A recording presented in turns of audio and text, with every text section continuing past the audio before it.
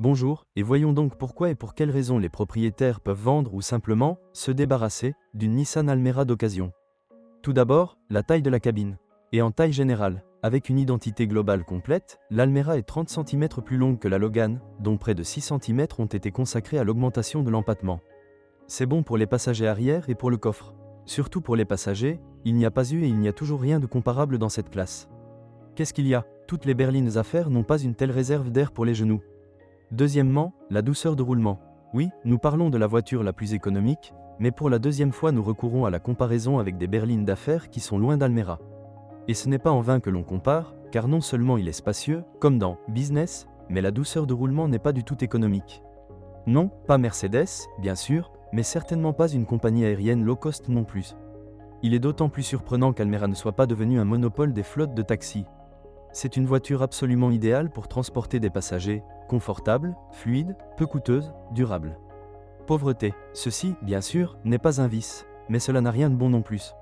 En termes d'électronique de service et de système de sécurité, la berline Polo et la Rapide, par exemple, étaient beaucoup plus avancées. Mais aussi plus chères, bien sûr. Mais Solaris et Rio étaient bien meilleurs qu'Almera en termes de système de sécurité, de confort, etc. Et leur prix était comparable. C'est peut-être là le secret de son échec. Pour le même argent que les Coréens, elle a donné moins que les Coréens. La finition est franchement mauvaise, la sellerie aussi, le navigateur est de 2005, la sonorité est du même endroit. Le poker de la machine est ridicule, le plastique est rugueux, le rétroéclairage orange est incroyable. Personne n'a pensé à l'ergonomie, sinon il n'aurait pas mis les boutons dans un ordre aléatoire. En général, il faut être totalement sans prétention et ne pas s'aimer soi-même pour s'asseoir dans l'Almera G15. Les inconvénients de l'Almera ne s'arrêtent pas là, il est bruyant et se comporte mal. Mais cela est facilement compréhensible et pardonnable compte tenu du prix. Qu'en est-il du coût et de la complexité de la maintenance? Peu coûteux et facile. La base de composants est ancienne et bien connue. Le marché regorge à la fois de pièces d'origine et d'analogues de tous bords, donc entretenir une Nissan Almera ne sera pas difficile de Kostroma à Naryan-Mar. Une autre question est de savoir ce qui devra probablement être entretenu.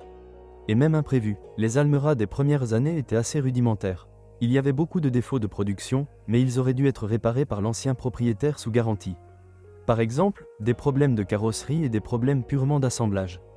Ici, il convient de rappeler toutes les blagues sur Avtovaz, car Almera dans les premières années de production, 2013 à 2017, avait problème avec les joints de soudure sur les montants A, des soudures supplémentaires étaient nécessaires. Point virgule, bruit de cognement provenant du support d'amortisseur arrière droit, un kit de réparation a été installé sous garantie. Un autre problème générique de la Nissan Almera concerne les extrémités de direction. Même les proches parcourent rarement plus de 50 000 km, sans parler des doublons. Même si parfois ils peuvent s'avérer plus forts. Les rotules des leviers avant ont à peu près la même durée de vie. Préparez-vous à être remplacés tous les 50 000 et même complète avec les leviers. Séparément, hélas, ils n'existent pas. Les deux derniers problèmes de la Nissan Almera sont typiques de toutes les voitures de la plateforme B0, Logan, Sandero, certaines modifications de Duster.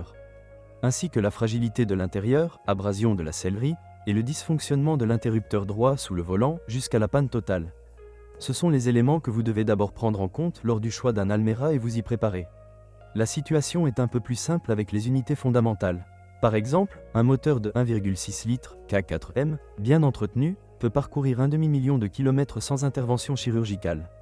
Les joints du tuyau d'accélérateur et du fil d'admission peuvent sécher, et c'est probablement tout. Changez la courroie de distribution selon la réglementation, tous les 60 000 km, et vous serez content. Avec une mitrailleuse, il y aura moins de bonheur. Mais si vous ne le surchauffez pas, ne le surchargez pas et ne le blessez pas, par exemple lors d'une conduite tout-terrain intense, alors il vous servira facilement pour 200 000, puis selon votre chance. Les points faibles de la boîte de vitesse DP2 sont connus. Les solénoïdes peuvent ne pas survivre jusqu'à 100 000 km, lorsqu'ils tombent en panne entraînent des pannes dans le système hydraulique de la boîte.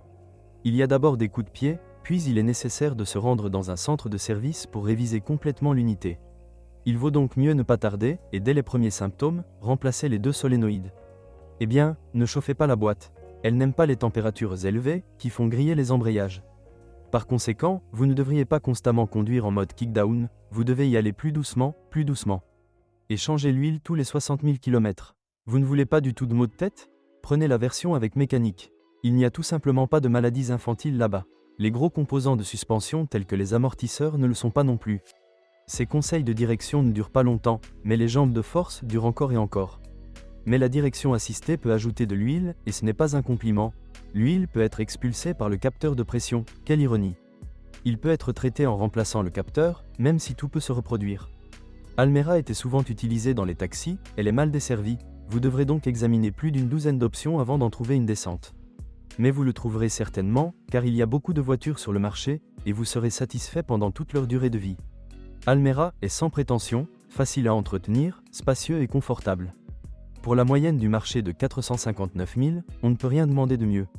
Bonjour les amis, vous cherchez une voiture d'occasion, vous devez prêter attention au site web carm.pro. Carm.pro est grand catalogue de voitures, moteurs, boîtes de vitesse. Et le meilleur, c'est que vous pouvez trouver des informations sur les pannes de n'importe quelle pièce. Complètement gratuit. Allez sur le site web carm.pro et découvrez tous les éventuels points faibles des voitures d'occasion.